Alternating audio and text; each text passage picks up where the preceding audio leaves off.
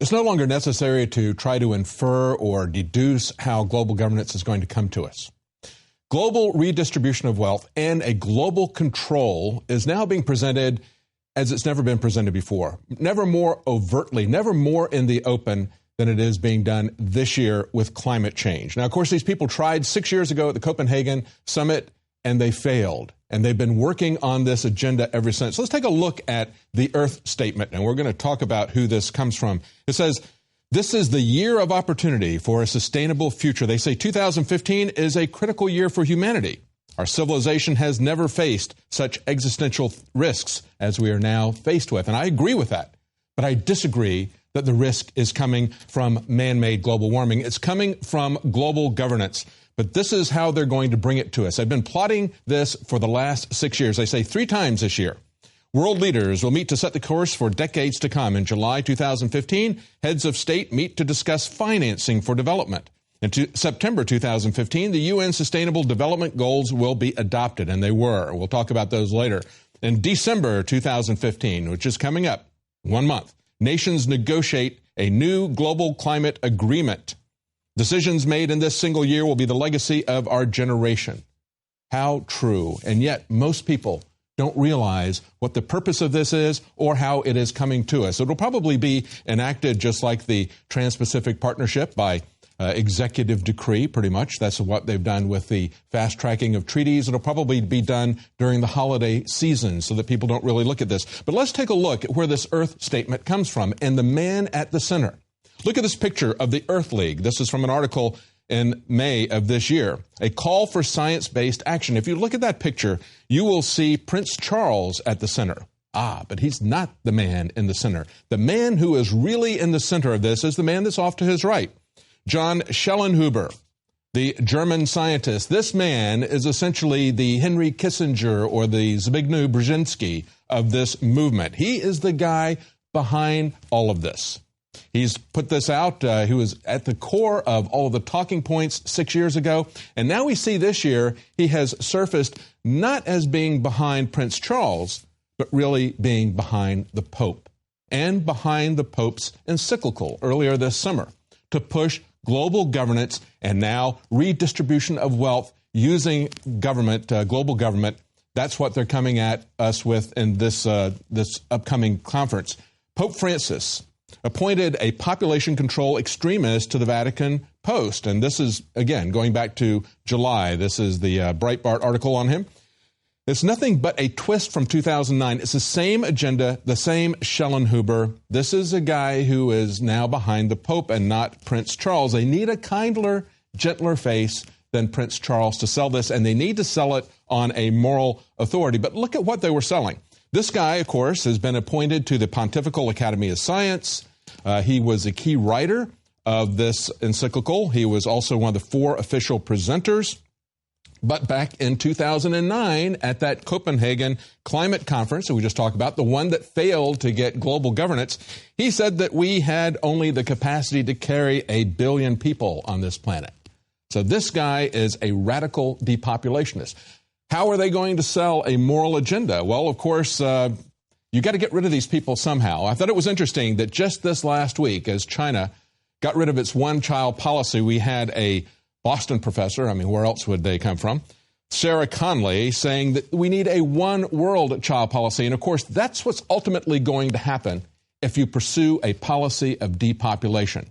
That is what these people are after. That is what the Pope has embraced, a one-child policy. And listen to the way she puts this. She says, even having 2 children, the replacement value for the population, as the new Chinese policy allows, is likely to be too many children. By the time the birth rate stabilizes, the global population will be at unsustainable, that's their favorite word, unsustainable, or it is sustainable, unsustainable level, so we don't have a right to so many children. That's what happens when you say that you embrace this Malthusian view of the world, this view of Gaia theory that looks at humans as a virus that's killing the planet. But that's coming from Schellenhuber, the guy who wrote the encyclical for the Pope, the guy who presented the encyclical for the Pope, the guy who is head of his scientific advisory council, the guy who has created all the talking points, the 2% levels, talking about that we are now at the tipping point. But of course, there's another aspect to what Schellenhuber has been pushing, and that is world government. Look at this Catholic publication here, Vox Cantoris. They were concerned about the fact that the Pope was moving towards pushing a world governance. Here's what Schellenhuber talks about, and here's what they had a problem with, because they're Catholics. They want to see the Catholic Church embracing what they believe is the mission of the Catholic Church and not selling a materialistic world government. They say Schellenhuber wishes to influence Canadian Parliament. This guy is in Canada. He says he wants to see a certain percentage of national parliamentary seats earmarked for global ombudspeople. And of course, the term is ombudsman, but that's, I guess, not politically correct enough for Schellenhuber. And this is what Schellenhuber said. He said, let me conclude with a daydream about those key institutions that could bring about a sophisticated version of the conventional world government notion. World government notion. Global, and then he inserts the word democracy. There's not going to be any democracy in this. But he says global, this one world government, might be organized around three core activities: an Earth Constitution, a global council, a planetary court. I can't discuss these institutions in any detail here. Well, that was 6 years ago. That was at Copenhagen. Now we can see what they're going to do. We have seen the Vatican now calling for a world government, and it is not an inference. It is not anything that we have to imply from this. This is now being explicitly stated. Listen to what the Vatican said. This Pope, these measures ought to be conceived as some of the first steps in view of a public authority with universal jurisdiction. That's world government, folks. As a first stage in a longer effort by the global community to steer its institutions towards achieving the common good. He is selling global governance, global socialism. And he goes on to clarify this. He says the primacy of politics is over the economy and finance. Understand that what he's talking about here is politics over economy, politics over finance, politics over private property, politics over individual rights. That is essentially what he's talking about when he's pushing global socialist world government. Now, the actual agreement, I give credit to the New American for discovering this. This was on October 31st. This is something that came out on Saturday. Stealth agenda, new UN tribunal to judge U.S. for climate debt. And the only thing I disagree with is that it's a stealth agenda. It's not a stealth agenda except to the people who refuse to listen to what's going on, the people who won't pay attention, who are preoccupied with other issues. They point out the official draft text of the climate treaty for the soon-to-start UN climate summit in Paris, that's the one starting in less than a month, proposes to establish a global Supreme Court. There you go. Now we can see how this is going to break down. That would rule on issues like climate justice, climate finance, technology transfers, climate debt. Let me read to you some of the issues from this. Now, this is the actual draft agreement that I'm looking at here. They say, in terms of setting out their goals for this agreement, they want to recognize the intrinsic relationship between climate change, poverty eradication, and sustainable development. In other words, this is a war on poverty effort, always being used to sell a redistribution of wealth. They say they want to emphasize the need for universal sustained action by all to respond to the urgent threat of climate based on the best available scientific knowledge. And of course, they reference the UN IPCC, which has been putting out a lot of non-scientific conclusions based on this information. But let me read to you the actual article where they talk about establishing a world court. When they talk about facilitating implementation and compliance. In other words, how are they going to enforce these things that they agree to in this upcoming climate change? Well, they say they have two options. The second option is, and one of them is kind of a little bit voluntary, but the second option is the one that you need to be concerned about.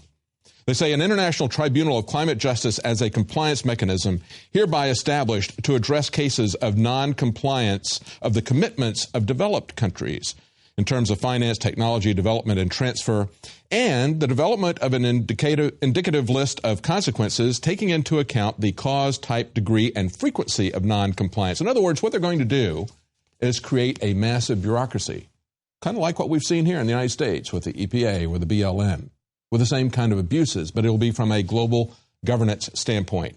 Now, listen to what they talk about further on when they talk about how this is going to be enacted. They say the composition of the compliance mechanism will be based on geographical representation It'll have representation of the least developed countries and small island developing states. It will comprise 12 members. Understand, this is going to be a board with 12 members that will rule the world, and that's what they will do. And they will enact their decisions based on a 2/3 majority. They go on to say an enforcement branch will be there for developed countries and a facilitative branch for developing countries. Do you understand the difference? The developed countries are going to get the iron fist. They're going to get enforcement. The developing, smaller countries are going to get help. They're going to get facilitation to help them along with this. And that means subsidies. They're going to transfer your wealth. We talked about this as being a redistribution of wealth. It's from the richer countries to the poorer countries. That is what this is all about. They say the role of the enforcement branch will be to review compliance and commitments made by the developing countries. The enforcement branch may recommend actions that a developed country party should take. So you're going to get the cops on the developed countries, but the other guys are going to get the soft hand, the subsidy. The role of the facilitative branch will be to assist them in finding ways to incentivize their efforts to meet these commitments. In other words, what we're going to have is an American government that borrows even more money from the banks and then turns it over to these small groups or to the World Bank and then borrows it back again a second time. But we will get the iron fist. And we can see some of these actions coming, and remember there were 3 different things that were coming this year, and of course the one that was just enacted back in September as the Pope was concluding his visit to the United Nations was the resolution adopted by the General Assembly for transforming our world, the 2030 Agenda for Sustainable Development. And this has a great deal in it. It has already been enacted. They say this agenda is a plan of action for people, planet, and prosperity. It will eradicate poverty in all of its forms. It is the greatest global challenge and an indispensable requirement for sustainable development. And this is for all countries and all stakeholders. And I stopped there and I said, wait a minute. All countries, that should be inclusive enough. Why do we have all countries and all stakeholders? Well, folks, because it's the stakeholders, the ones who really own everything, that are going to be making these decisions. It's not going to be global democracy. It is going to be global corporatism. Multinational corporations and the billionaires who control them will be the ones who are calling the shots. They are the stakeholders. You don't have a stake in this future if we don't stop this. They are the stakeholders. And they say the United Nations headquarters in New York on September 25th to the 27th enacted this. They say this is an agenda, and this is their own summary of this. This is an agenda of unprecedented scope and significance. It is accepted by all countries and is applicable to all, taking into account different national realities, capacities, levels of development, etc. These are universal goals and targets which involve the entire world, developed and developing countries alike. They are integrated, indivisible, and they balance the 3 dimensions of sustainable development. This is a global plan. They see that this is really big. It's not getting any coverage in the press. People are not paying any attention to it. And yet we see that the Catholic Church is really the one that is taking the lead under this Pope. We have global bishops who have called for complete decarbonization by 2050. That's not something that's new. That was something that came out of the Copenhagen Exchange 6 years ago. What they have done is they are using the Catholic Church and this Pope as the new face to sell this old world agenda. This is what this is. We're going back into the Dark Ages, back into serfdom. And they point out these bishops are calling for complete decarbonization, no carbon of anything, okay? And they want a drastic reduction in the emission of carbon dioxide and other toxic gases. Folks, carbon dioxide is not a toxic gas. It's breathed out by us. But of course, they can reduce the number of people radically and reduce the amount of carbon. They can reduce our food and reduce the amount of carbon. They can keep us from heating and cooling our homes and kill us off that way. Reduce our standard of living, reduce our life expectancy. They can get rid of us that way. They can decarbonize us with that. So the bishops have urged to keep in mind not only the technical, but particularly the ethical and moral dimensions of climate change, because that's the way they're coming at us this year. They say, of course, the disagreements are who should pay for this and how will we make sure that this is enforced? Well, I just read that to you. That's what's coming up at the end of this month. And when we come back, I'm going to tell you why we don't need to be worried about global warming, but why we need to be worried about this one world government, this one world redistribution of wealth for the multinational elitists. We'll be right back. I want to continue with this threat because we need to understand what the end game to this is global governance. It's been that for a very long time. In order to sell taxation at a global level, in order to sell a bureaucracy that is going to control everything at a global level, and to establish crony capitalism at a global level, they are telling us that we are facing an urgent threat to our very existence with man-made global warming. So the solution to that is socialism. That's what we see from Bill Gates. We're going to get to that article in just a moment. But let's question this fundamental assumption. Let's be skeptics of the science for one moment here. Let's take a look, for example, at what NASA has just revealed. We see that NASA has just put the lie to the fact that we're told it's a fact, but it's not, that the global polar ice caps are melting. Not true.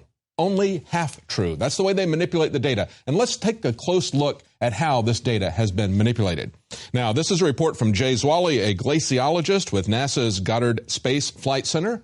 And he says, according to the new analysis of satellite data, the Antarctic ice sheet showed a net gain of 112 billion tons of ice a year from 1992 to 2001. And what he's saying is we're essentially in agreement with other studies that show an increase in ice discharge. So he says, yeah, there's more ice that's being discharged from the Antarctic, but understand that there's more ice overall. He says the difference is, our main disagreement is for the East Antarctica and the interior of West Antarctica. There we see ice gain that exceeds the losses in other areas. You understand? You have even more ice gain there. So yeah, you're seeing more ice discharged, but the polar bears aren't dying.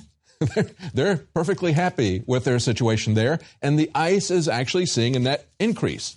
Now, the way some people have spun this, they say other scientists have observed gains in land elevation in East Antarctica, explains NASA, but they've attributed this to snowfall in the region. You see how the data can be manipulated? You see how they can look at the same information, the height of the land, and one of them can say, well, it's snow that's causing it to be that high, but the ice is really melting underneath it. So I'm going to go with my original theory so we can move ahead with global governance. Even though it's increasing in elevation, that's nothing but snow. Nevertheless, Zwally's team used meteorological data dating back to 1979 to show that snow accumulation in East Antarctica has actually been declining, showing that the increase in elevation must be the result then of thicker ice. Do you understand that? Think about that. You got the same data. You can see that it's going up, but of course the people who are selling us this elaborate lie to justify global governance, global taxation, global bureaucracy, say, oh, it's the snow. NASA came back and said, no, sorry, that doesn't work either because we've got records showing the snowfall in the Antarctica. But of course, if you question this, you will be facing the worst kind of persecution, the kind of persecution that we haven't seen since the Vatican Scientific Advisory Board was created back with Galileo and Copernicus, when people were vilified, when they lost their living because of the science that they came up with. You can't have a free discussion. You can't have open skepticism that science is based on. Because if you're somebody like Philip Verdier, a household name in France for his daily weather reports, he's actually known as Mr. Weather in France because he is the weatherman on the French channel there, the largest French channel. And he wrote, my book, Climate Investigation, was published 1 month ago. It got me banned from the airwaves, and he was put on leave back on October 12th, and we reported about that. Now the update today is that he has actually been fired. And this is from Climate Depot. He says, I received this letter this morning and decided to open it in front of you because it concerns everybody. In the name of freedom of expression and freedom of information, and I would also say free inquiry, freedom to do science. No, you can't have that because they are going to push this agenda regardless of what the facts say. They're not going to try to debate you. They will silence you. And that should tell you all you need to know about these socialists. He says his book was coming out just weeks before the start of the much-anticipated UN Climate Change Summit, which is going to be in Paris. So if it's going to be in Paris, you can't have the main meteorologist in France questioning the fundamental assumptions of global warming, can you? As a matter of fact, it got even worse than that. He wrote his book in response to France's Foreign Minister Laurent Fabius, He met with TV meteorologists and asked them to highlight climate change issues in their broadcasts. He said, I was horrified by this speech. So he wrote this book saying there's a lot to be skeptical about. And we talked about this in great length when this story first came out. Of course, at that time, he'd only been put on a leave of absence. We saw the same thing happening here in Austin at the American Meteorological Society. The only non-scientific exhibitor there was a George Soros Foundation, who were there to tell meteorologists that they needed to push man-made global warming on their audiences. They said, this is horrible. Most meteorologists don't believe this theory. And it's like, yeah, absolutely, because they do science. They create models that they can test, and they're constantly refining those models to try to get more accurate weather predictions. And I imagine it's even harder for them to swallow the idea that somebody can predict the climate decades or centuries in advance of now, when they can't do it with all of their scientific tools a few days in advance as accurately as they would like to do. But of course, today we see that it is really socialism that can save the planet. This is what Bill Gates is telling us. This is an article we have on Infowars.com today. So the world's richest man, Bill Gates, has said that the private sector is too selfish, too inefficient to produce effective energy alternatives to fossil fuel. He says without a substantial carbon tax, there is no incentive for innovators or for plant buyers to switch. For plant buyers, yeah, okay. So those would be, I guess, the billionaire stakeholders who own everything. Understand that he's pushing exactly the same talking points that we saw being offered by Schellenhuber 6 years ago. He's talking about being fossil-free by 2050. Where did you hear that? Oh, yeah, that's right. The bishops are now pushing that. The global bishops are pushing that for the Catholic Church. Carbon-free by 2050. So is Bill Gates. You see, it's almost as if they got together in a room and created a script, some talking points to convince you that you need a global governance. You know, the bottom line is that everything boils down to being controlled at a single point, because Bill Gates and the other billionaires don't want to have to buy so many different individual politicians. They just like to be able to get one guy at the top. Once they can control him, they can control everything. You know, kind of like one ring to rule them all and in the darkness bind them. I guess we could call him George Sauron, because that's essentially what they're giving us. Now, that is what they're going towards. That is their goal. The way they're going to do that is with redistribution of wealth, to redistribute it at a national level from the wealthy nations to the developing countries, as I say. And I just read that for you in the last section. But then they're also going to redistribute the wealth at a local level. They're going to be pushing intolerance in the name of tolerance. They're going to be shutting down cultures in the name of multiculturalism. And they're going to be shutting down national governments in the name of global governance. Look at how this is playing out in Germany, for example. German schools are abolishing a Christian festival to avoid offending Muslim migrants. No, we can't have that culture under multiculturalism. A government's going to build 60 new houses for migrants while poor Germans are evicted. You see how that works? You bring in the refugees as a humanitarian effort, but then you take the people who are already in the country and you make them homeless in the name of compassion for refugees. Because what this is fundamentally about is this is about using the third world and its massive population as leverage against the first world nations, who are the only ones who have the ability to stand up to these billionaires and their global governance schemes. So the first world countries need to be taken down. They need to be taken down by mass migration. They need to be taken down by redistribution of wealth at the national level. This other article here that we covered yesterday on the radio, German village of 102 braces for providing 750 people asylum. So they're going to have to, each of those people in that small village of 100 is going to have to provide asylum for 8 people. That's how they are swamping the first world nations. And of course, most in Europe don't understand what's going on. We had this classic story. This should be the metaphor for what's going on in Europe. Migrants sing jihadist songs at a refugee center, and the ignorant German volunteers applaud. Yes, ignorant and brainwashed. But those migrants, as they're coming in, were told that they're refugees from Syria. And we've reported many times how that is simply not the case. They're coming from a large number of areas. They're now disappearing into the woodwork, and that is going to be used as another part of the solution, another part of the global control. Stay with us when we come back. We're going to tell you how this is going to play out for universal biometric control. We'll be right back. As we've been talking about in this program, this move towards global governance that we're going to see towards the end of this month is just one aspect of it. Of course, we see the open borders are pushing us in that direction. It's about increasing the entitlement state to a point of collapse. That's what Cloward and Piven talked about. But of course, they're also trying to erase national borders. They're trying to remove culture in the name of multiculturalism. That was what we were talking about when we pointed out the German schools abolishing Christian festivals. You've got to get rid of that culture and do it in the name of multiculturalism. We have to be intolerant in the name of tolerance. We have to confiscate wealth so that we can redistribute it and call that compassion.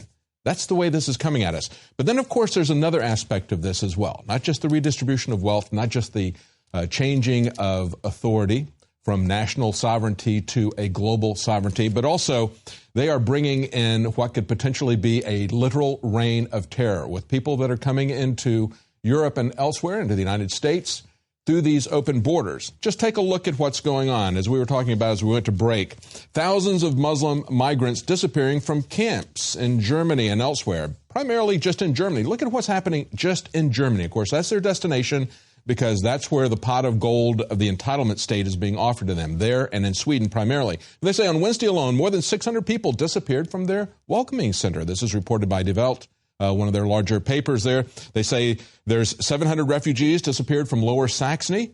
Altogether, 7,000 have left and are AWOL. Where did they go? Where did my immigrants go? Well, there's a way to find them. We can enact a UN plan. See, problem, solution. Problem, solution. They create the problem. Even this, in this case, it's a real problem, not like global warming. But whatever the problem, they have a global solution to it. Look at this article on Infowars.com. UN plans to implement universal biometric identification for all of humanity by 2030. And again, in this article, Michael Schneider goes back and references the UN Agenda 2030 article that I was reading from, that draft document that was there. Actually, it's not a draft document. They passed that. And he points out, did you know the UN intends to have biometric ID cards in the hands of every single man and woman and child on the entire planet by the year 2030, just 15 years from now? He says, did you know that there's already a central database in Geneva, Switzerland, collecting data from many of these cards? This is part of the 17 new global goals that the UN launched at the end of September, again at that conference that I point out, one of the three key conferences this year that they're pointing out. Prince Charles and the Pope and Schellenhuber, their Henry Kissinger, has all pointed out. Goal 16.9 says this is their target. By 2030, provide legal identity for all, including birth registration. So your birth will be registered to the UN. It'll be stored in Switzerland, and they will track you from birth. The UN High Commissioner for Refugees. Oh, there you go. See, that's how they're going to usher it in, through refugees. That's the reason, the rationale that they're going to use to track us all. The UN High Commissioner for Refugees is moving forward with plans to use biometric technology to identify and track refugees and has selected a vendor for this project, Accenture. This company will collect facial, iris, and fingerprint biometric data. They will then work with Accenture's unique identity service platform to send this information back to a central database in Geneva, Switzerland. And they say they're going to get legal ID into the hands of everyone by the year 2030 with its Identification for Development, ID4D initiative. They've even got a great little acronym there for it. The ID4D initiative was originally launched by the World Bank. Always the usual suspects, right? And they're proud to be working side by side with the UN to get legal identity into the hands of all. Actually, they're going to be putting our identities into their own hands. They say, of course, he points out, this is still Michael Schneider's article. He says, of course, this is all being framed as humanitarianism.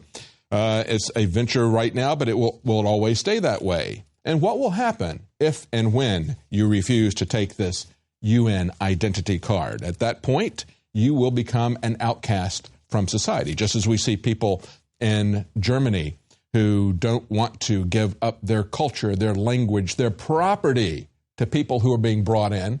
They are becoming outcasts. They are setting up tools to identify them.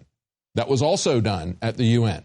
The Strong Cities Network is focused not on Islamic jihadis who might be coming in. It is focused on people who react to that, People who are anti-migrant, anti-Islam. Those are the extremists that they're looking for, not those other droids. Those are the ones they're looking for. Just look at this article from the New York Times. FBI tool to identify extremists is criticized. So the FBI has come up with a program. They're going to give this to teachers and students, try to train them to not be drawn into violent extremism. Nevertheless, people are saying, oh, this is just focusing on Islamic extremism. It's Islamophobic, okay? And they say this hasn't been a factor in the epidemic of school shootings and attacks in the United States. There's their pivot. That's where they pivot to us, okay? They say it's misplaced priorities. This is a person who is part of a Sikh organization. He says the greatest threat facing American school children today is gun violence, not Muslim extremism. There you go. That's how they're going to move it to us.